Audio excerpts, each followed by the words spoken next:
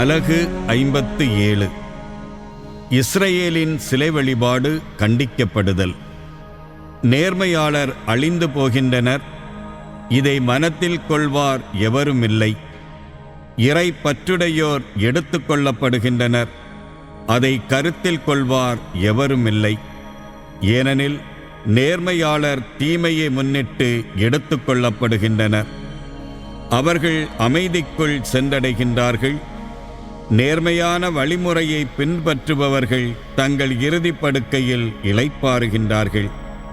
சூனியக்காரியின் மக்களே, விபசாரனின் விலைமகளின் வாரிசுகளே, அருகில் வாருங்கள்.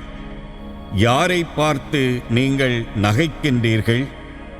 யாருக்கு எதிராக வாயை பிளந்து நாக்கை நீட்டுகின்றீர்கள்? நீங்கள் கொடுமையின் பிள்ளைகளன்றோ, பொய்மையின் சந்ததியன்றோ? கருவாலி மரத்தோப்பிலும் பசுமையான மரம் ஒவ்வொன்றின் கீழும் காமத்தீயால் எரிகின்றீர்கள். பள்ளத்தாக்குகளிலும் பாறை பிளவுகளின் அடிப்புறத்திலும் உங்கள் பச்சிளம் குழந்தைகளை கொல்கின்றீர்கள். பள்ளத்தாக்கின் வழவழப்பான கற்களினின்று உருவான சிலைகளே உன் பங்கு. ஆம், அவையே உன் பங்கு. அவற்றிற்கு நீ நீர்மப்பலியை ஒப்புக்கொடுத்துள்ளாய், உணவு படையலையும் படைத்துள்ளாய். இவற்றால் நான் அமைதி அடைவேனோ? வானளாவ உயர்ந்து நிற்கும் மலைமேல் உன் மஞ்சத்தை வைத்துள்ளாய், பலி செலுத்துமாறு அங்கு ஏறிப்போனாய். கதவுக்கும் கதவு நிலைக்கும் பின்னால் உன் நினைவுக்குறியை வைத்தாய். என்னை விட்டுவிட்டு உன் மஞ்சத்தை திறந்தாய், ஏறிச் சென்று அதை விரிவாக்கினாய்.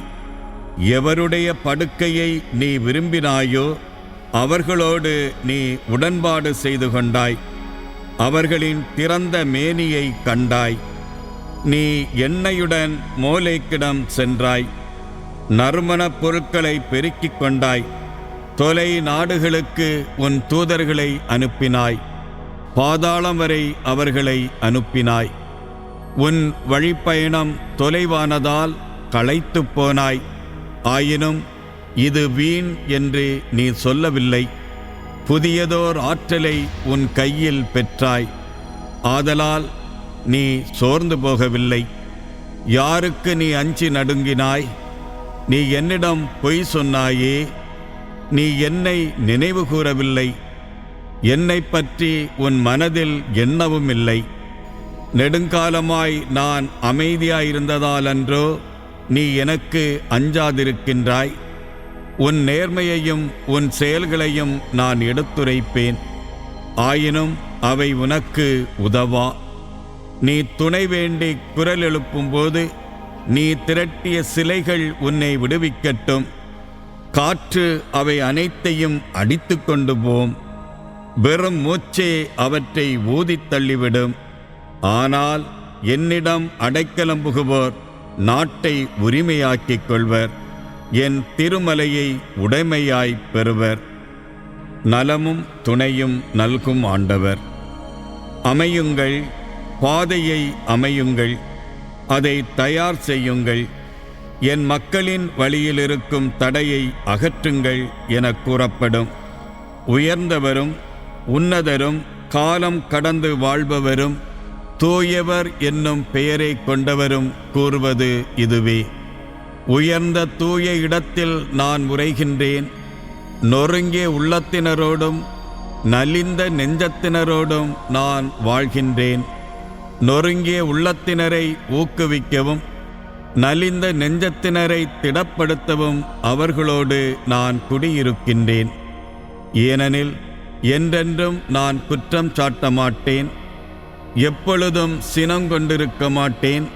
ஏனெனில் நான் தோற்றுவித்த உயிர் மூச்சாகிய மனித ஆவி என் திருமுன் தளர்ச்சி அடைந்துவிடும். பேராசையெனும் தீமையை முன்னிட்டு நான் இஸ்ரவேல் மீது சினமடைந்து அவனை அடித்து நொறுக்கினேன். சீற்றம் கொண்டு என்னை அவனுக்கு மறைத்து கொண்டேன். அவனோ என்னை விட்டு விலகி மனம் போன போக்கிலே சென்றான். அவன் சென்ற பாதைகளை கண்டேன், ஆயினும் அவனை குணமாக்குவேன். அவனை நடத்திச் சென்று அவனுக்கு மீண்டும் ஆறுதல் அளிப்பேன். அவனுக்காக அழுவோரின் உதடுகளில் நன்றி ஒலி எழச் செய்வேன். தொலைவில் இருப்போருக்கும் அருகில் இருப்போருக்கும் அமைதி அமைதி என்கிறார் ஆண்டவர். அவர்களை நான் நலமடையச் செய்வேன் என்கிறார் ஆண்டவர். கொடியவரோ கொந்தளிக்கும் கடல் போலிருக்கின்றனர். அந்த கடலால் அமைதியாயிருக்கவியலாது.